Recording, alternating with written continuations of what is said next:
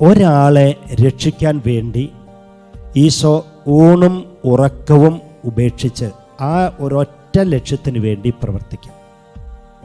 അതുകൊണ്ടാണ് ശിഷ്യന്മാർ ഭക്ഷണം വാങ്ങിക്കാനായിട്ട് പോയി പട്ടണത്തിൽ പോയി തിരിച്ചു വന്നപ്പോഴും ഈശോ ഒരു സ്ത്രീയുമായി സംസാരിക്കുന്നു. അത്ര ദീർഘസമയം ഒരാൾക്ക് വേണ്ടി കർത്താവ് ഈശോമിശിഹ ഉപയോഗിച്ചു. അതാണ് പ്രിയപ്പെട്ടവരെ ഈ മിഷനറി സീൽ എന്നൊക്കെ നമ്മൾ പറയുന്നത്. ഒരുതരം കത്തിജ്വലിക്കുന്ന ആവേശവും അഭിനിവേശവും ആനന്ദവും ഒക്കെ അതിൽ നമ്മൾ കണ്ടെത്തണം.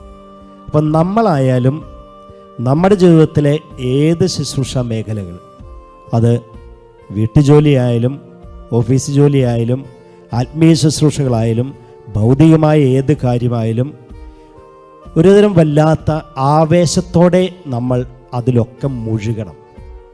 എന്നാലാണ് മറ്റെല്ലാം മറന്ന് ആ ശുശ്രൂഷ മേഖലയിൽ വളരാനും വിജയിക്കാനും ലക്ഷ്യം നേടാനും സാധിക്കുന്നത്.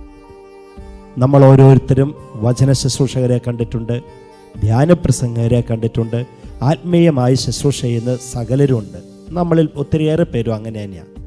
അപ്പോൾ അതിൽ ഏറ്റവും നല്ല ഫലം പുറപ്പെടുവിക്കണമെങ്കിൽ, വിജയിക്കണമെങ്കിൽ സകല ശ്രദ്ധയും കഴിവും ആരോഗ്യവും സമയവും അതിനുവേണ്ടി ചെലവഴിക്കണം. അല്ല നേരം പോക്കിന് വേണ്ടിയിട്ട് ഒരു കാര്യം ചെയ്താൽ അത് പരാജയപ്പെടും. അതുകൊണ്ടല്ലേ ഈശോ ഭക്ഷണം കഴിക്കാൻ പോലും മറന്നുപോയി. കാരണം ഒരാത്മാവിനെ, ഒരു വ്യക്തിയെ രക്ഷിക്കുക എന്നുള്ളതായി ലക്ഷ്യവും അതിലായി ശ്രദ്ധയും.